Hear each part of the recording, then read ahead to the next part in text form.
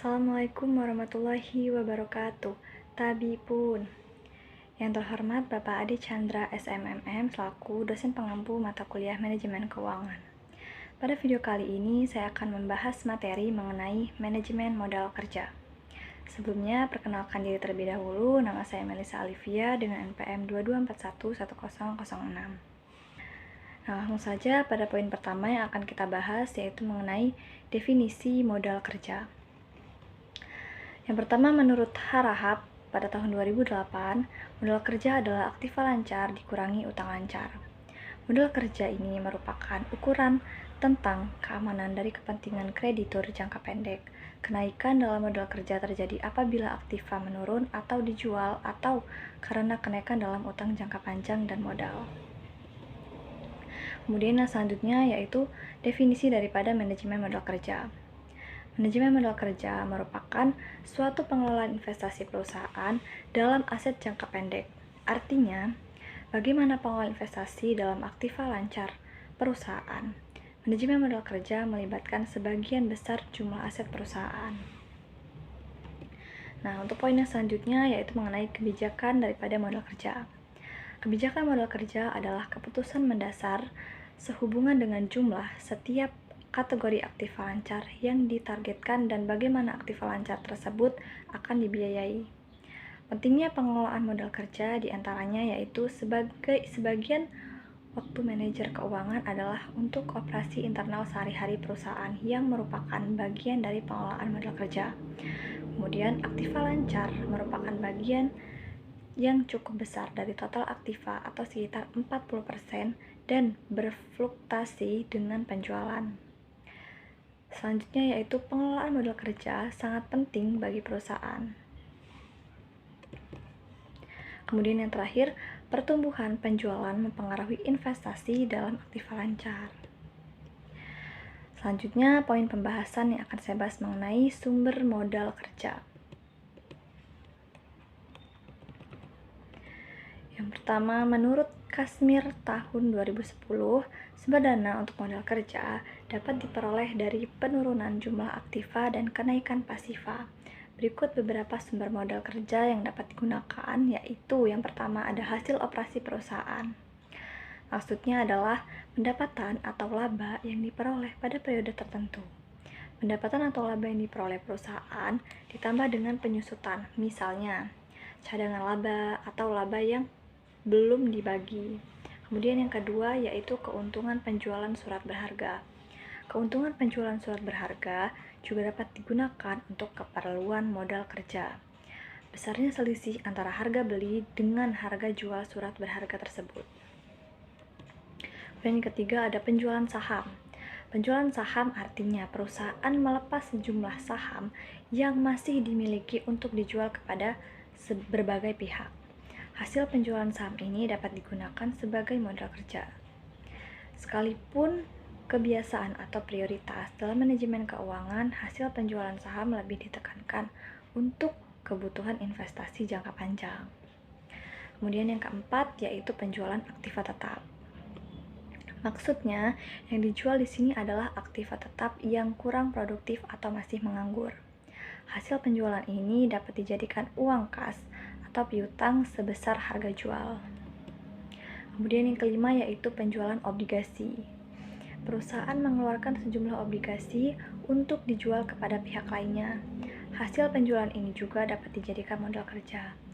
Sekalipun hasil penjualan obligasi lebih diutamakan kepada investasi perusahaan jangka panjang sama seperti halnya dengan penjualan saham.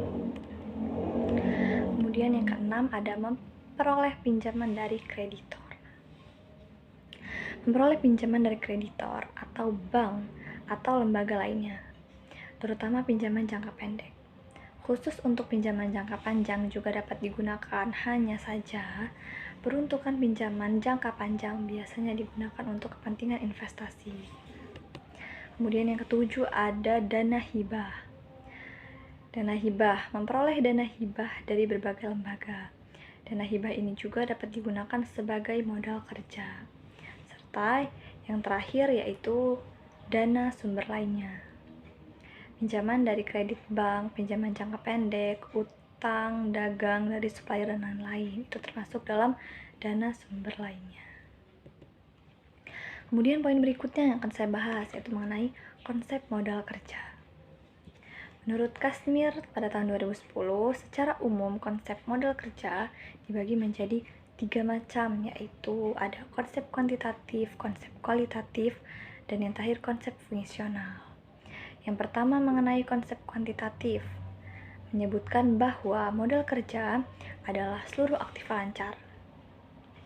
Dalam konsep ini yang perlu mendapat perhatian adalah bagaimana mencukupi kebutuhan dana untuk membiayai operasi perusahaan dalam jangka pendek. Konsep ini sering disebut dengan modal kerja kotor. Kemudian yang kedua yaitu konsep kualitatif. Pada konsep ini, yang menitik beratkan kepada kualitas modal kerja. Dalam konsep ini adalah melihat selisih antara jumlah aktiva lancar dengan kewajiban lancar. Konsep ini disebut modal kerja bersih.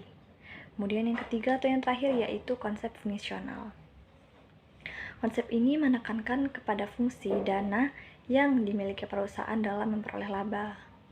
Artinya, sejumlah dana yang dimiliki dan digunakan perusahaan untuk meningkatkan laba perusahaan. Kemudian, poin selanjutnya yang akan saya bahas yaitu arus kas. Menurut Hartanto pada tahun 2002, laporan arus kas adalah laporan keuangan yang menyajikan informasi tentang penerimaan dan pengeluaran kas perusahaan dalam suatu periode akuntansi.